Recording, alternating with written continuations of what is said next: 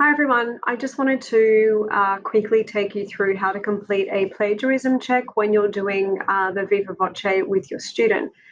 You can do this before the Viva Voce if you prefer, but it's also important that if you pick up anything in this plagiarism check, to discuss that with the student during your Viva Voce. So firstly, you just need to make sure that you're in the right year group. So we're in IB 2019 to 2021, year 12. Once you have selected that year level, you should be able to at least go to the calendar. And once you go to the calendar, we're looking at November 2020, and you want to go to the 11th of November where it says final extended essay IB submission. So if you click on this calendar date, it will then take you to all of the submissions that students have made, and this is their final extended essay. Please don't go and access previous drafts and things like that for obvious reasons. We want to make sure we're checking the right document. When you get to this calendar submission date, you'll be able to see your student's work. What you would need to do is find your student name, and you need to click on their plagiarism percentage here. So this has been generated from Turnitin. You need to click on View Turnitin Originality Report. And once you've done that, it will take you into the feedback studio. So some of you have already done this before and you're familiar with the feedback studio, but even so, there are some things that you just need to be aware of when we're doing a final plagiarism check for students. So the first thing that you would need to do is on the right-hand side here, you can see like a little sticky note icon. It's where the similarity tools are, and this is how you conduct a plagiarism check. So if you click on the similarities tools icon and then onto the filter, so it'll take you to filters and settings, and this is where you can choose to, if not already, exclude quotes. So you just need to click exclude quotes and exclude bibliography. The reason is that sometimes the plagiarism report might show that the student is 40 or 50 or 60% as a match. But quite often they pick up things like the bibliography, the footnotes, and if you're a Lang and Lit supervisor, quotes from novels as well. So just make sure that you've ticked both of these so that it will not pick up those things. You need to make sure you click apply changes as well. And once you do that, you'll see that the student's work has been taken down from something like 45% to 39%. 39% is still too high. So just a reminder that you want your students' work to be under a 20% similarity match. Remember that just because they're under 20%, it doesn't mean that there's not a case where perhaps the student has accidentally plagiarized. And that's why we're doing this final check. So on the right-hand side here, you can see that it's broken down the 39% into individual percentages per source. So what you need to do, and this is vital for the plagiarism check, is click on each source that they have come up with as a direct match. And you'll see that this one is a 5% match, which is quite high for one source. You want each source match to probably be under 2%. So 1% is a good place to be because that means it's only a couple of words here and there. So as you can see, it will highlight for me the words that are showing as a direct match. Now, it's important that you don't just look at the highlighted words and think, oh, that's nothing, it's only 7 words. Please make sure that you read any other information that's given to you from this source and compare it with what the student is saying in this particular area where it's picked up the plagiarism. So for example, this one here says, would correlate positively with body image concerns conceptualized here as appearance evaluation. So if I go to this student's work and I have a look at what's been picked up here, this part might be something that's quite commonly used and it might appear in lots of research essays like Facebook and Instagram.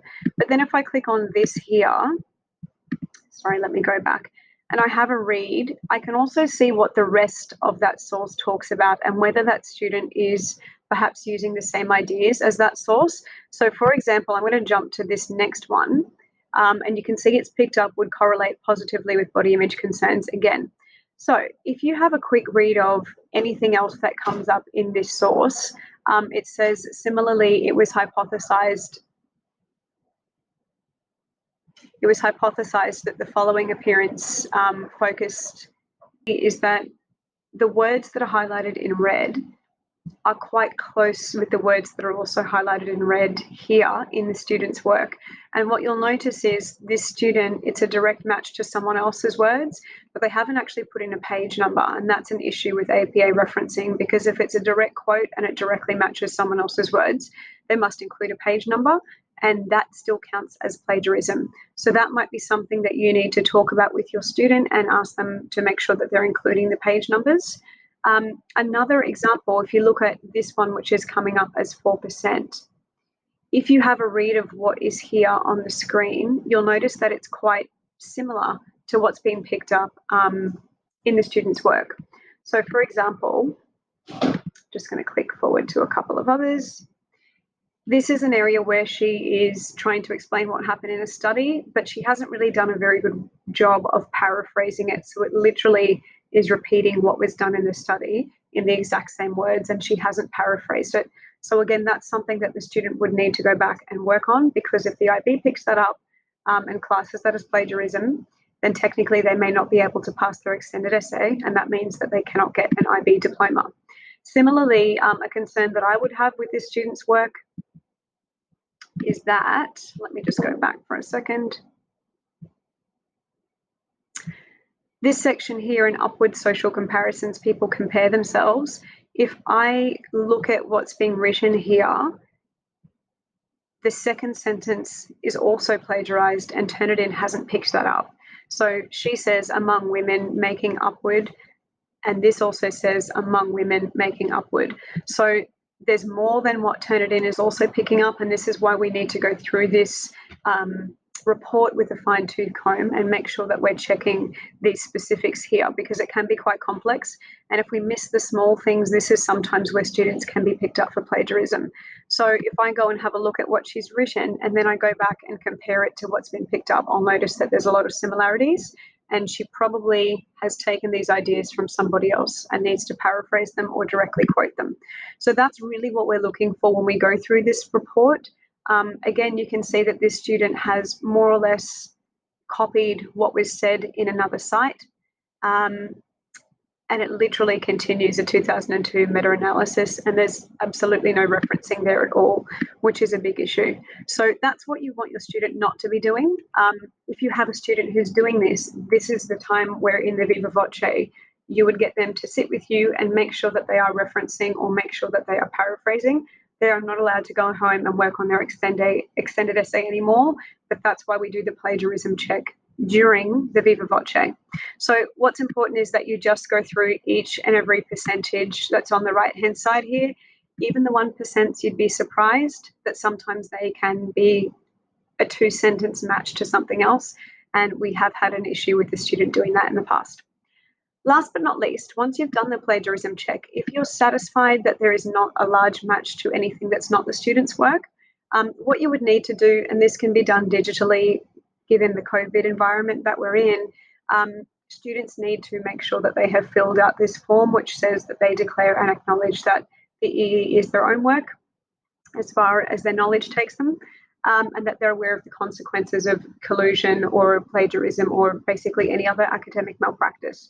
Similarly, as a supervisor, you need to declare that, to the best of your knowledge, this is the EE student's work and that you have done a plagiarism check. And it's just for us to know on our end that plagiarism checks have been done in the Viva Voce.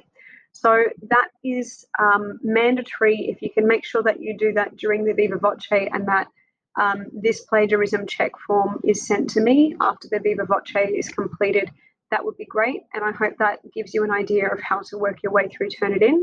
And if you have any questions, just let me know.